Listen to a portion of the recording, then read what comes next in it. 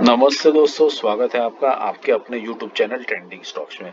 आज 6 स्टॉक में मंडे का दिन। आज के दिन के लिए हमने जिन स्विंग ट्रेड के लिए जिन स्टॉक्स को आइडेंटिफाई किया था एजुकेशनल पर्पज से, जिनको हम अपने वॉच लिस्ट पे रखे थे, चलिए आज इन स्टॉक्स के अंदर में देखते हैं किस तरीके का मूवमेंट हुआ, हमें कहाँ पर एंट्री या एग्जिट करने के मौके मिले।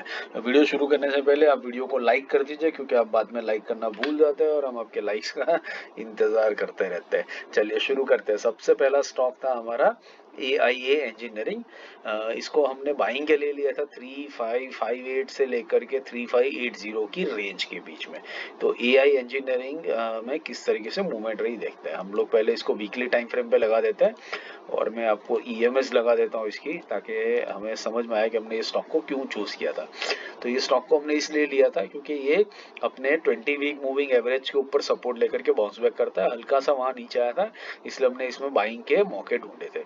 तो ये देखिए आज के दिन में ये किस तरीके से रहा। इसका लो रहा है 3715 का।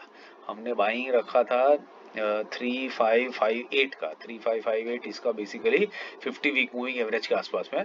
तो ये वहां पर आया ही नहीं, ये अपने 20 वीक मूविंग एवरेज के पास में ही रहा और वहीं से ऊपर की तरफ इसने मूवमेंट करी है। ठीक है, but that is fine. Entry नहीं मिली तो कोई दिक्कत नहीं। अब इसको वॉच लिस्ट पे लगा करके रखिए, क्योंकि ये जिसका जो 50 वीक मूविंग एवरेज है वहां से ये स्टॉक बहुत ही करीब है। अभी देखिए ऑलमोस्ट 200 रुपीज है। 5-1% के गैप पर ही है। 5-1% का गैप ये कभी भी एक झटके में नीचे आएगा, निकाल करके ऊपर चला जाएगा। ठीक है, तो उस टाइम पर हमें बहुत बढ़िया सी एंट्री स्टॉक के अंदर में मिल जाएगी और वही एंट्री का हम एडवांटेज ले सकते हैं 5% के टारगेट्स को अटेंड करने के लिए। तो इसमें हमारा कोई एंट्री बना नहीं, बट आप इसको वॉच लिस्ट पे रखिए, कल के दिन में भी आप इसको ऑब्जर्व करके स्टडी कर सकते हैं। दूसरा था हमारा क्रिसिल। 4212 से लेकर के 4300 के बीच में हम एंट्री के मौके इसके अंदर में ढूंढ रहे थे। तो क्रिसिल का स्टॉक देखते हैं वीकली टाइम फ्रेम पर कि इसमें किस तरीके से मूवमेंट रहा। सो ये है हमारा क्रिसिल का स्टॉक। क्रिसिल का स्टॉक हमने इसके 50 वीक मूविंग एवरेज के पास, ब्लैक लाइन के पास में पिक करने की कोशिश करी थी। आज आप देख सकते हैं आज इस स्टॉक ने इसने लो ही लगाया 4280 का। मैं आज इसलिए बोल रहा हूँ क्योंकि आज वीक का पहला दिन है, तो आज जो भी मूवमेंट हुआ है वो वीकली कैंडल में वही मूवमेंट रिफ्लेक्ट होगा। तो डेली टाइम फ्रेम पे देखने की जरूरत नहीं, वीकली टाइम फ्रेम ही हमें आज के दिन का मूवमेंट बताएगा।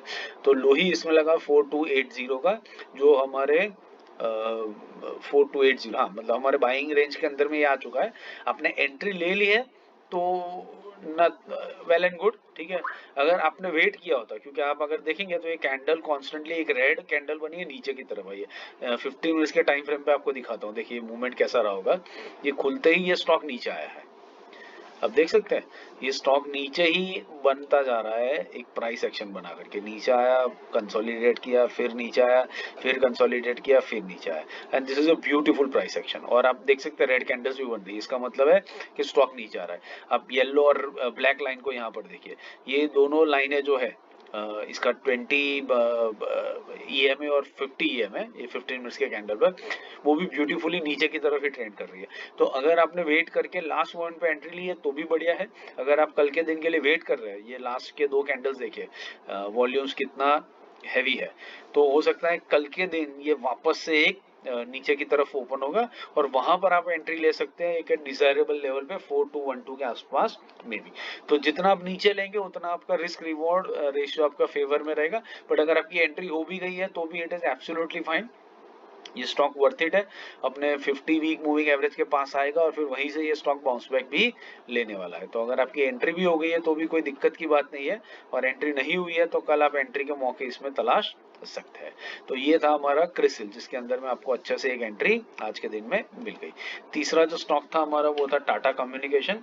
717 से 721 के रेंज में हमने, मतलब कल जो करंट मार्केट प्राइस था उसी से 5 रुपए नीचे की रेंज में हमने इसको पिक करने की कोशिश करी थी, क्योंकि अपने ऑलरेडी 50 वीक मूविंग एवरेज के पास में। अब देखिए आप ब्यूटी यहाँ पर देखिए, ये 50 वीक मूविंग एवरेज के पास में है और देखिए इसने क्या किया इस स्टॉक ने। यहाँ पर देखिए एक बहुत बढ़िया सा रिजेक्शन इसने दे दिया है। देखिए आप देख सकते हैं कितनी बड़ी एक विक लेकर के इसने रिजेक्ट कर दिया, नीचे आया और फिर रिजेक्शन दे दिया। ये बता रहा है कि there is buying which is coming, demand which is coming at 50 week moving average, ठीक है। तो ये देखिए इसने कितना लो लगाया, इसने लो लगाया 1707 का, हमारा स्टॉप लॉस है 1700 पर, तो हमारे स्टॉप लॉस से ऊपर रहा और फिर वहीं से स्टॉक ने बाउंस बैक ले लिया। तो इसका जो लो है, लो से लेकर के मतलब 1707 से अब तक ये 1724 पर इसने क्लोजिंग दिया है, मतलब 1% का तो इसने रिजेक्शन नीचे से ऑलरेडी दे दिया क्लोजिंग बेसिस के ऊपर, ठीक है। ये पावर होता है।